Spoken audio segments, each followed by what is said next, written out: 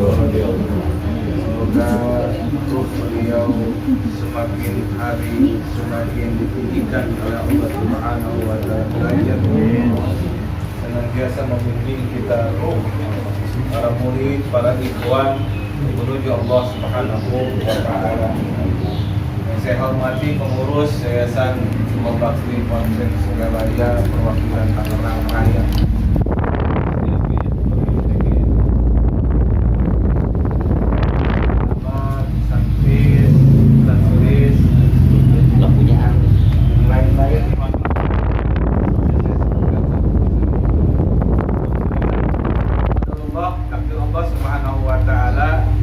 Kita bisa berkumpul hari ini. Jawa Timur, Jawa Tengah, DKI Jakarta. Cuma DKI Jakarta belum bisa offline. Belum bisa berkumpul dari Tangerang, gitu ya. Alhamdulillah sudah bisa.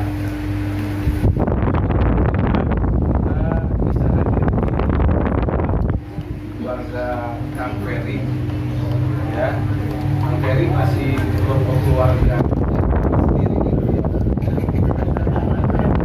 Semoga hijrahnya ke sini justru mengundang jodohnya ini. Amin. Amin. Ya makin dekat aja. Iya, dekat. Makin dekat ke Tangerang orang Tangerang. Sebelumnya di makin jauh. Dekat ke saya. Saya kaget loh, kok pindah ya? Orang saya mau ngembangin Al-Furqan, ente malah pindah. Ya syukur alhamdulillah hijrah ke sini, insyaallah Allah Subhanahu wa Ta'ala memberikan jalannya. Dengan kehadiran Kang Ferry di tempat ini di Rajek ya, Kecamatan Rajek. Subhanahu wa Ta'ala limpahkan berkahnya. Amin. Rasulullah Muhammad SAW mengajarkan banyak umat muslim, sahabat-sahabatnya ketika berpindah dari satu tempat ke tempat. Dan doa itu sudah kita praktekkan. Rabbana anzilna munzalan mubarak.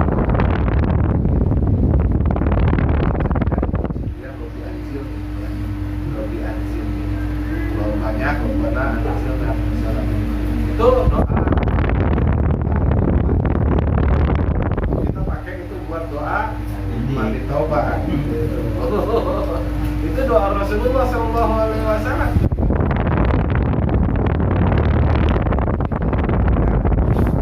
Dalam tempat yang baru. Ya semoga tempat ini memang menjadi berkah untuk keluarga besar Ibunda Mas Ferry, adik-adik Mas Ferry, kakak-kakaknya Mas Ferry yang memang masih bergabung dengan ibu, ya, juga yang sama-sama sudah berpisah dengan ibu, artinya sudah dewasa masing-masing. Ada berapa orang Mas Ferry yang masih sama ibu bareng-bareng? Di sini berdua. Oh, berdua di sini aja ya. Berdua. Yang udah nikah 3. Yang udah nikah 3, alhamdulillah.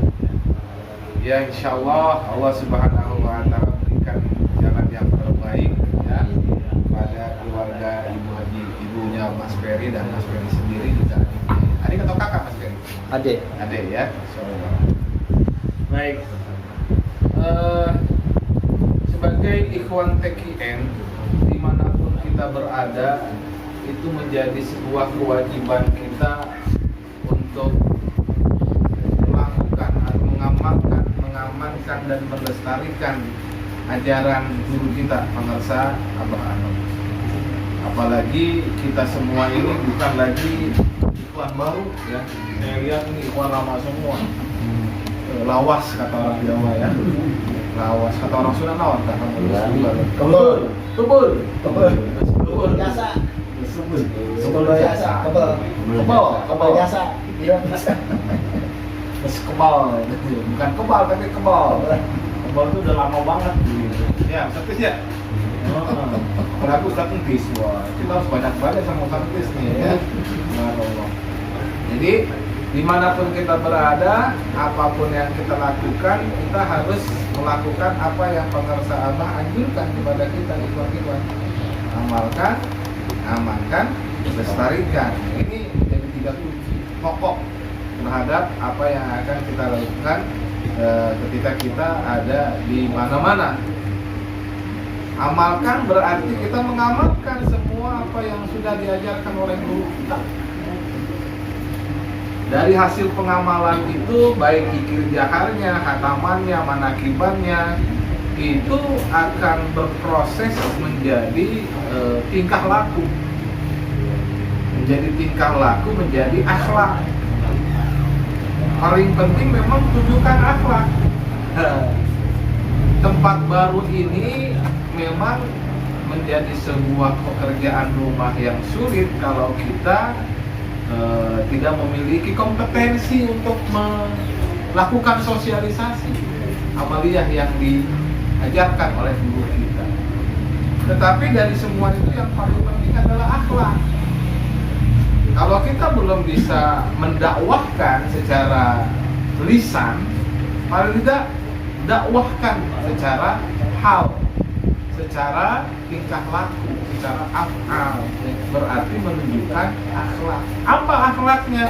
Akhlaknya di dalam tanbih, terutama 5 untayan mutiara. Wah, itu luar biasa ya. 5 untayan mutiara itu kalau kita laksanakan, semua orang akan berdecak kagum. Tapi bukan decak kagumnya yang kita akan kejar. Justru dari 5 untayan mutiara itu bagaimana kita mampu menjadi insanul kamil, menjadi insan yang sempurna. Tidak akan sempurna insan kalau akhlak-akhlak yang dalam 5 untayan mutiara itu tidak bisa kita praktekkan. Ya saya sendiri yang ngomong juga masih belum bisa mencapai 5 untayan mutiara itu ya. Apalagi yang nomor 5, aduh, gitu. Ya. Berat pisan gitu ya. Nah, paling tidak 1 sampai 3 itu bisa kita lakukan ya. 1 ulah ngewa ka ulama musayama, ulama risabu murid batu. Terus apa lagi yang 3? Ulah yang kedua ulah nyalakeun. 3 yang pertama itu insya Allah lah ya. Boro-boro mariksa murid batur gitu ya. Orang kita juga masih jadi murid ya enggak. Nyalakeun pengajaran batur apalagi. Apa hak kita yang menyalahkan pengajaran batur? Yang nomor 4 ya agak susah dikit tuh nomor 4 tuh. Apa nomor 4? Ya. Wah, itu. Ulah kapanah ya. Kapanah. Ulah ngarasa kapanah. Jangan tersinggung ya. Jangan tersinggung apabila disakiti. Ini lagi belajar kita semua nih. Lagi belajar. Bulian, cacian, makian itu kita belum bisa bersih seperti guru-guru kita. Kita belum bisa bersih lurus. Kalau terjadi caci kita tidak marah. Ya, ketika kita nggak usah dicaci, diomongin sama teman kita aja kita masih ngapain sih teman kita nih lagi kumpul, tiba-tiba kita datang, ini pada diem, kenapa nih? ada aja seujurnya gitu kan. Nah, kita bisa menjadi tidak seperti itu kalau amaliyah di dalam diri kita betul-betul bagus. Nah, jadi intinya di mana? Di amaliyahnya. Intinya di amaliyah. Kalau amaliyahnya kurang kenceng, jika tahlilnya kurang kenceng, nah nggak dapet tuh ya efek daripada zikir jahar yang banyak itu tidak berefek kepada kita. Efeknya menjadi mendarah daging kepada kita kalau kita mampu mengelola itu, mengelola rasa itu. Ya, insya Allah lah ya kita semua lagi belajar bahwa bimbingan guru kita Syekh Mursyid Syekh Ahmad Syahibul Wafa. Ini nomor 4 itu sulit tuh. Apalagi nomor 5, wah itu ya. Nomor 5 itu kalau kita di dalam kehidupan bertetangga itu sangat penting tuh, ya. Apalagi menjadi tetangga yang baru, ya, menjadi penghuni yang baru. Menjadi penghuni yang baru tunjukkan akhlak. Nggak apa-apa diomongin sama orang, penghuni baru nih, belum apa-apa udah undang banyak orang, masuk COVID-19 Maka kita semua yang menjadi murid madrasah apa harus jaga akhlak nih ya. Ya paling tidak ada permisi dan segala macam. Mudah-mudahan Kang Ferry udah permisi sama ketua RT sama ketua RW gitu ya. Apalagi masa pandemi COVID-19 ini, saya juga gak ragu-ragu mau datang kemari nih. Tadi muter-muter jalan karena saya pakai Google-nya yang motor gitu. Motor kan kasih jalan ya cepet, tapi jalan kecil. Udah di sono sebenarnya. Di portal, aduh udah salah saya bilang begitu. Saya harus pakai yang mobil. Mobil malah lancar, cepet sampai mari gitu. Ya begitu memang ya. Jadi kembali bahwa akhlak itu penting untuk ditunjukkan kepada sesama umat muslim. Kalau kita ikhwan TKN mampu menunjukkan akhlak bagaimana sesuai yang diajarkan oleh guru kita sama sahabat, insya Allah hidup bertetangga pun menjadi aman, nyaman, sejahtera. Amin. Ya. Jadi penting itu Kang Ferry ya, penting itu pegang untayan mutiara ya. Baca bukan hanya sekedar dibaca, tapi bisa dipraktekkan, bisa diimplementasikan. Sebab dimanapun kita berada, justru yang kita bawa bukan diri kita saja itu. Yang dimanapun kita berada itu, saya kira membawa nama guru kita. Kita membawa nama ajaran guru kita gitu. Nih si Ferry nih, murid apa gimana akhlaknya? Kelihatan agak tuh bagus apa enggak? Mau tetangga kagak ngobrol, jalan mau dia kayak gede bawa pisang, wah itu bahaya kalau begitu ya. Ini ya mudah-mudahan Kang Ferry tidak begitu gitu ya. Kita tunjukkan bagaimana akhlak beliau pemirsa Abah itu kemudian tercermin pada diri kita ya. Mudah-mudahan bisa kita implementasikan. Yang penting 5 untayan mutiara itu bisa kita praktekkan kalau amaliyah kita benar-benar diamalkan. Kalau dalam talbih dikatakan dalam bahasa Sunda, amalkeun si nya. Ya, bukan amalin sama nyaknya sama emak bukan. Nyaknya itu benar-benar gitu. Amalkan dengan sebaik-baiknya. Ya kalau kita mengamalkan dengan baik, apa kategori sebaik-baiknya? Apa indikator sebaik-baiknya? Indikator sebaik-baiknya itu kan kalau minimum kita ngambil langkah minimum saja itu dalam 5 waktu 165 kali itu udah indikator baik gitu. Tapi kalau lebih bagus lagi, justru dengan lebih banyak itu ini akan mengikis kekotoran-kekotoran kita yang sudah lama kita pendam, yang sudah terakumulasi dalam diri kita. Ya. Jadi ibarat ini gunungan sampah gitu ya. Gunungan sampah di kalau Tangerang gimana tuh dibuangnya tuh? Tempat pembuangan akhirnya tuh. TPA ya, Kedaung ya. Gitu. Jadi gunungannya kalau numpuk tiap hari itu kotoran, tumpuk terus kagak pernah dibersihin, kagak pernah ditarik lagi untuk dijadikan proses berikutnya, lama-lama menggunung terus. Gitu juga keburukan kita. Kalau keburukan kita terakumulasi begitu, terus tambah lagi tanpa berusaha untuk kita atau kita bersihkan, atau kita berusaha untuk dikikis sedikit demi sedikit, lama-kelamaan ya dia tumbuh juga. Karena ya bagi kita penting untuk mempraktekkan sebanyak-banyaknya, ya sebanyak-banyaknya supaya apa? Supaya kesalahan dosa-dosa kita baik disengaja ataupun tidak disengaja yang dari waktu ke waktu, dari zuhur ke asar ke maghrib ke isya sampai ke subuh itu berproses terus. Kita ini hidup tuh nggak pernah lepas dari maksiat, apalagi zaman sekarang gitu.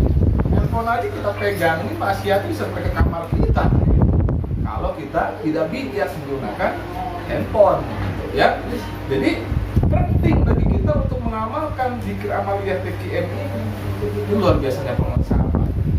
Justru di zaman akhir ini beliau memudahkan kita semua untuk mengamalkan amaliyah TKM. Kenapa? Karena zaman sekarang ini, zaman akhir ini orang susah untuk bisa mempraktekkan apa yang seperti Abah Sepuh lakukan dulu. Iya nggak? Orang TKM sebelum Abah Ano itu kalau mau zikir TKM itu harus puasa dulu 40 hari ya, ya? 40 hari itu puasa ya. 40 hari puasa juga belum tentu langsung ditahakin ya. Dia harus mandi tiap malam 40 hari. Itu zamannya Abah Sepuh Dan zaman kita, zamannya Abah Anom justru dipermudah. Kenapa? Kalau tidak dipermudah, makin banyak amalia TKN segala ya. Karenanya oleh penguasa Abah Anom dipermudah supaya apa? Supaya semakin banyak, supaya kuantitasnya semakin banyak. Bagaimana kalau kuantitas semakin banyak kan pelan-pelan dibuka tuh. Ibaratnya gini Pak. Jadi orang ya, ini kotorannya banyak. Ya. Kalau nggak dibuka peluang untuk mudahnya dia untuk membersihkan diri, maka makin banyak orang yang susah untuk membersihkan diri. Jalurnya, buka tuh gerbangnya untuk bisa orang-orang mengamalkan bagaimana caranya membersihkan diri dengan mudah.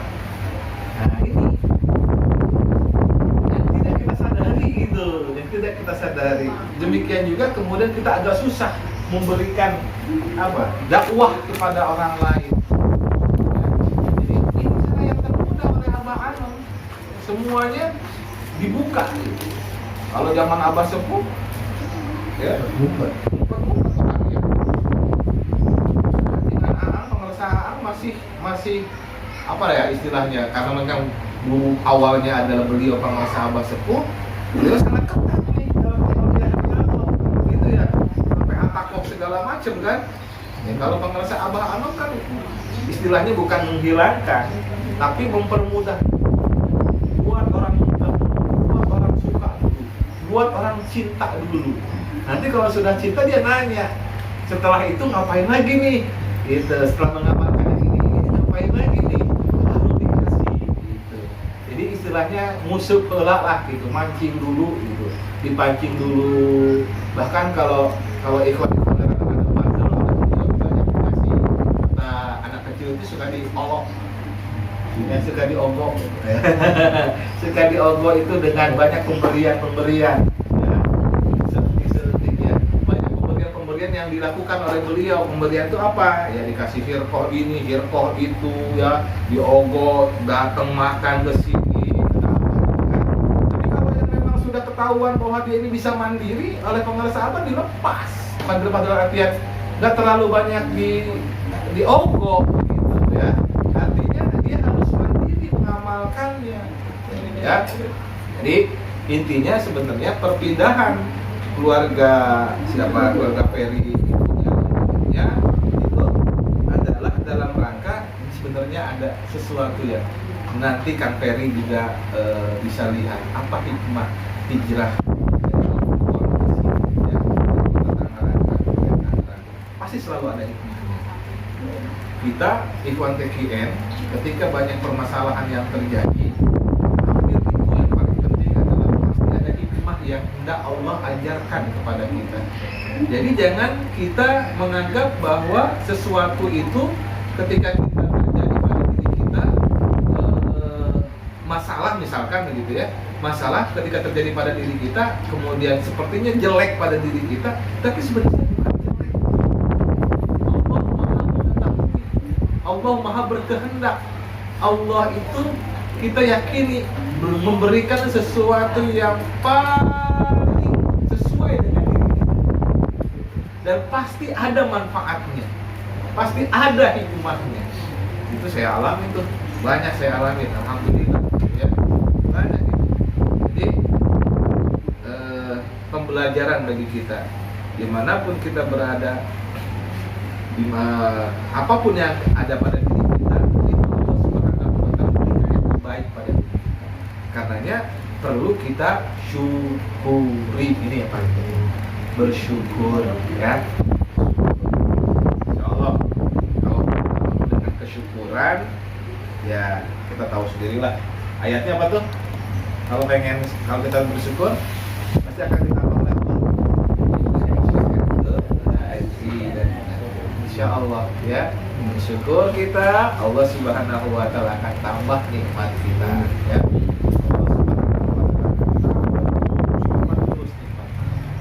Ya. Jadi jemaah yang dirahmati Allah Subhanahu wa Ta'ala, kan sampai jam berapa nih Kang Ferry?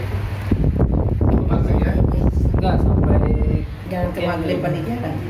penutup tinggal penutup Oke, tinggal supaya penutup. ada ini. Baik, karena masih ada acara yang lain mungkin ya. Jadi intinya kita bersyukur bahwa keluarga Ibu Ferry dan Ferry selanjutnya berpindah dari tempat yang lama ke tempat yang baru.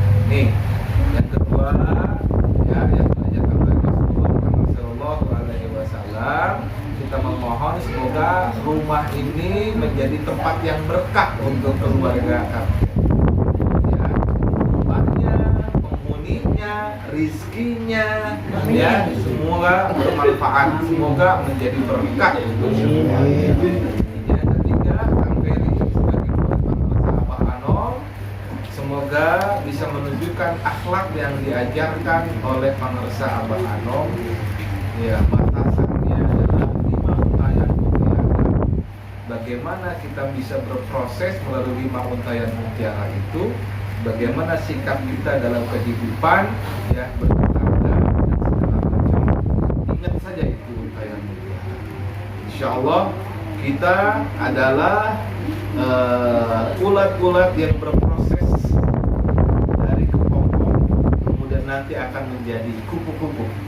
Insya Allah, maka kupu-kupu itu semoga menjadi indah kalau kita mengamalkan, implementasikan ajaran para sahabat dengan cara mengamalkan, mengamankan, dan bersedia. Insya Allah, Allah Subhanahu wa Ta'ala berikan rezeki yang luas, rezeki yang bermanfaat, dan insya Allah dan Allah wa iyyakum ajmain.